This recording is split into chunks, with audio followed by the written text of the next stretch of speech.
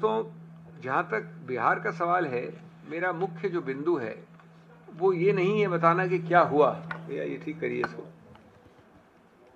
क्योंकि आप जानते हैं कि क्या हुआ। मैं खुद पेश हो रहा हूँ उच्चतम न्यायालय में, अनेक हियरिंग्स हुई हैं, तो मैं किसी सब जुडिस मैटर के मेरिट्स पे नहीं कहूँगा। लेकिन जो मैं ज़्यादा जागरूक करना चाहता हूँ आपके समक्ष और उठाना चाहता हूँ प्रत्यक्ष रूप से, वो ये बात है कि किस प्रकार से चुनाव आयोग ने हर कदम पर विरोध किया, हर मुद्दे पे, जब तक कि उच्चतम न्यायालय ने एक आदेश नहीं दिया और उसको आदेश में परिवर्तित नहीं किया। ये क्यों है कि एक सांविधानिक संस्था जिसका अधिकार क्षेत्र है, जिसका उत्तरदायित्व है कि वो सांविधानिक मूल्यों को आगे बढ़ावा दे, उसको इसकी आवश्यकता क्या है कि कोर्ट कचहरी उसे आदेश दे। स्वतः बिना आदेश के उन्होंने ऐसे कई कदम क्यों नहीं उठाए बिहार के विषय में? क्या बातें हैं वो? पहला तो ये कि उन्होंने शुरुआत से स्टेक होल्डर्स को, लोगों को किसी रूप से वार्तालाप में, एंगेजमेंट में नहीं रखा, और ये नहीं बताया कि 2003 में जो बिहार की एक्साइज हुई थी वो संसद के चुनाव के 1 वर्ष पहले शुरू हुई थी और असेंबली के चुनाव के 2 वर्ष पहले। इस बार अचानक जून के अंत में जो उन्होंने प्रक्रिया शुरू की, बिना किसी चेतावनी, सूचना, बिना हर पक्ष को वार्तालाप में लिए हुए उन्होंने क्यों शुरू किया, ये आज तक हमको उन्होंने बताया नहीं। उनको ये भी मालूम है कि महाराष्ट्र में और अरुणाचल में, पहले की बात है, 2003 की भी बात है, इसी मुद्दे पे एसआईआर एक्सरसाइज स्थगित की गई थी कि चुनाव अभी निकट भविष्य में होने वाले हैं, जैसे कि बिहार में 4 महीने में होने वाले थे, जून में।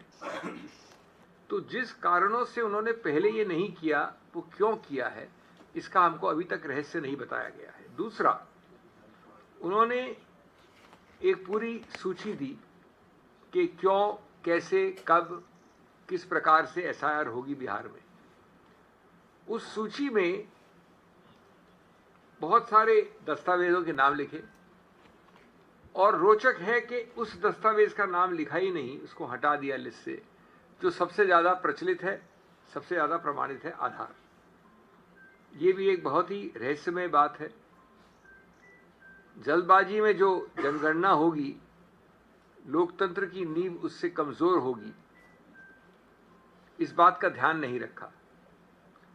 आधार से जुड़ा है हर घर, हर द्वार, फिर भी आयोग क्यों कर रहा है आधार से इनकार, इसका जवाब भी नहीं दिया उन्होंने।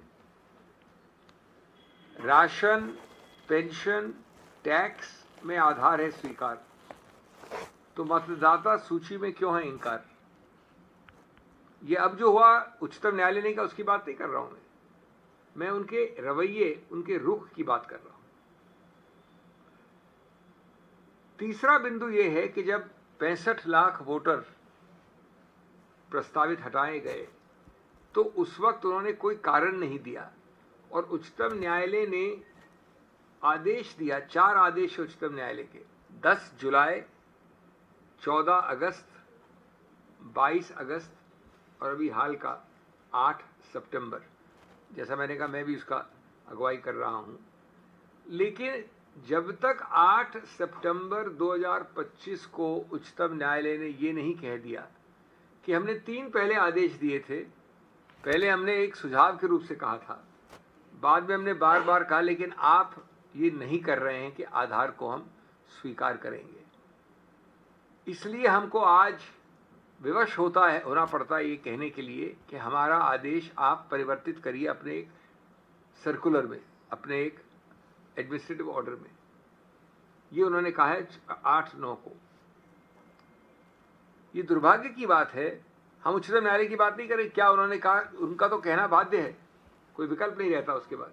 लेकिन आपने अपने आप क्यों नहीं किया? जून से जुलाई से कम 3 आदेश हो गए हैं, आपने क्यों नहीं किया? ये मूल मुद्दा है। उल्टा ये बड़ी एक दुर्भाग्यपूर्ण स्थिति, प्रसंग बाहर आया कि उच्चतम न्यायालय के 3 आदेश के बाद, आखिरी वाला 8 सितंबर के, उसके पहले 22 अगस्त और 14 अगस्त के हैं, जब कुछ इलेक्टोरल ऑफिसर्स ने आधार स्वीकार किया तो उनको शो कॉज नोटिस हो गया। ये बात नहीं है उच्चतम न्यायालय के आदेशों की जिसमें आपका कोई भी ऑप्शन नहीं है, ये बात है आपके स्वतः सुशासन की, स्वतः एक संवैधानिक संरक्षक के रूप में अपना उत्तरदायित्व निभाने की।